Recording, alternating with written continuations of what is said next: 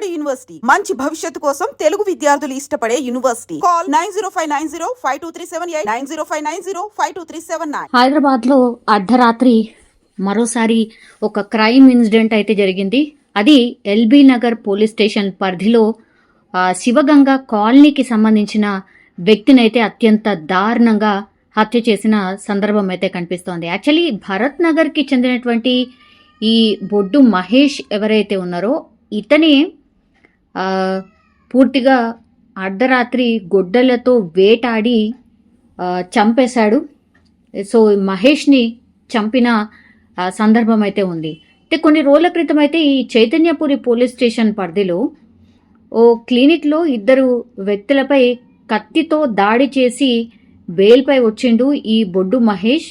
అయితే పాత కక్షల నేపథ్యంలోనే హత్య జరిగినట్టుగా అయితే పోలీసులు ప్రాథమిక నిర్ధారణకైతే వచ్చారు. నిందితుల కోసం ప్రత్యేక బృందాలు, పోలీస్ బృందాలు కూడా గాలిస్తున్న పరిస్థితి అయితే కనిపిస్తోంది. మొదట యాక్చువల్లీ ఈ మహేష్ ఎవరైతే ఉన్నారో అతను రోడ్ మీద నడుచుకుంటూ వెళ్తున్నటువంటి సందర్భంలో కారుతో గుద్ది ఆ తర్వాత కొడవళ్ళు కావచ్చు, కత్తులతో కావచ్చు, విచక్షణ రహితంగా అసలు తప్పించుకునే చాయిసే ఇవ్వకుండా అత్యంత దారుణంగా చంపినటువంటి సందర్భం అయితే కనిపిస్తోంది. అయితే ఇవి పాత కక్షలకు రివెంజ్ గానే ఈ హత్య జరిగినట్టుగా పోలీసులు అయితే భావిస్తున్నారు. ఎందుకంటే డిసెంబర్లో ఒక పెళ్లి వేడుకలో భాగంగా బారాత్లో ఇద్దరి వ్యక్తుల మధ్య జరిగినటువంటి గొడవ కారణంగానే దాన్నే మనసులో పెట్టుకొని కాపు కాసి ఎప్పుడు దొరుకుతాడా అని వెయిట్ చేసి పూర్తిగా ఈ మహేష్ని అంటే రెక్కి నిర్వహించి హత్య చేసినట్టుగా ఆనవాళ్ళు కానీ లేకపోతే గతంలో అసలు ఏం జరిగింది అనేది కూడా కనుక్కుంటే విషయంలో పూర్తిగా ఎంక్వైరీ చేసినప్పుడు పోలీసులకు తెలిసినటువంటి విషయం ఇది. సో ఇతని భరత్ నగర్కి చెందినటువంటి మహేష్ అన్నమాట. సో ఈ మహేష్ అనే వ్యక్తిని ఎట్లాగైనా చంపేయాలి అనుకున్నారు.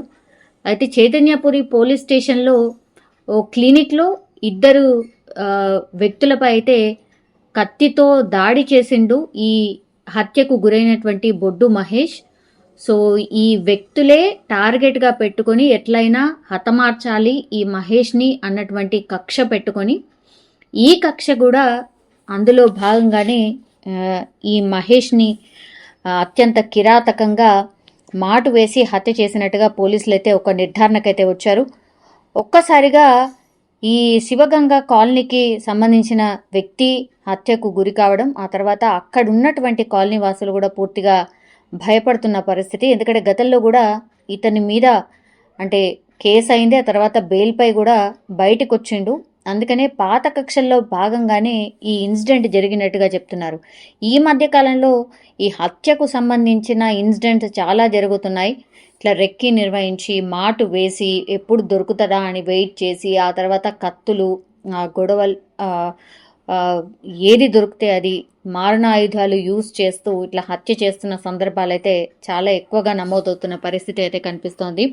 సో ఓవరాల్గా క్రైమ్కి సంబంధించి నేరాలు మాత్రం భయంకరంగా పెరిగిపోయాయి. అది హత్యలా, ఆత్మహత్యలా, లేకపోతే ఇంకోటా అనేది కాదు.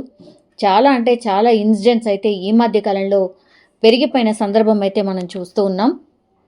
సో ఇందులో కూడా జస్ట్ ఒక పాత కేసులో భాగంగా పాత గొడవల్లో కారణంగానే ఇట్లా బొడ్డు మహేష్ని మాటు వేసి చంపినట్టుగా పూర్తిగా మనం చూడొచ్చు. సీసీ ఫుటేజ్లో కూడా పూర్తిగా గమనిస్తే గనక అర్ధరాత్రి అంటే ఏ టైం నుంచి ఏ టైంకి ఇంటికి వెళ్తాడు, ఎప్పుడు దొరుకుతాడు, సింగిల్గా ఎప్పుడు ఉంటాడు, ఇట్లా పూర్తిగా గమనించుకున్న తర్వాతనే అంటే ఈ ఇన్సిడెంట్ జరిగినట్టుగా స్పష్టంగా అర్థమవుతోంది. ఎందుకంటే సీసీ ఫుటేజ్లో ఫస్ట్ ఆయన వెళ్తున్నటువంటి క్రమంలో వెనుక నుంచి వచ్చి కార్తోని డాష్ ఇవ్వడం, ఆ తర్వాత వెంటనే బయటికి వచ్చి కొడవళ్ళు, కత్తులతో దాడి చేయడం, దాడి చేసిన తర్వాత పరారవ్వడం స్పష్టంగా కనిపిస్తోంది సీసీ ఫుటేజ్లో. సో ఈ హత్య జరిగిన తర్వాత మాత్రం ఎవరైతే ఈ హత్య చేశారో వాళ్ళందరూ కూడా ఎస్కేప్ అయిన పరిస్థితి. వీళ్ళ కోసం ఇప్పుడు ప్రత్యేకంగా పోలీస్ బృందాలు గాలింపు చర్యలు చేస్తున్నారు. ఎవరైనా సరే ఇట్లాంటి హత్యలు చేసిన తర్వాత కూడా తప్పించుకునే అవకాశం చాలా చాలా తక్కువ. సీసీ ఫుటేజ్ కావచ్చు, లేకపోతే ఈ నేర అన్వేషణకు సంబంధించి టెక్నాలజీస్ చాలా వరకు పోలీసుల దగ్గర అందుబాటులోకి వచ్చాయి. సో 1 or 2 days టైం పట్టచ్చు, కానీ డెఫినెట్లీ ఈ హత్య చేసినటువంటి వ్యక్తులు మాత్రం ఖచ్చితంగా దొరికే అవకాశమే ఉంటుంది. సో క్రైమ్ రేట్ ఎంత పెరిగినప్పటికీ కూడా పోలీసులు కూడా అంతే పకడ్బందీగా ఇట్లా నేరాలు చేసినటువంటి వాళ్ళని పూర్తిగా పట్టుకోవడం కావచ్చు, ఆ తర్వాత వాళ్ళ మీద కేసులు, దెన్ కోర్టులో వాళ్ళకి శిక్ష పడేలాగా చేయడం కావచ్చు, సాక్ష్యాల సేకరణ కావచ్చు, ఇదంతా పకడ్బందీగా జరుగుతుంది. కాబట్టి ఇట్లా నేరాలు చేసినా కూడా తప్పించుకునే అవకాశం ఉండట్లేదు అని చెప్పొచ్చు.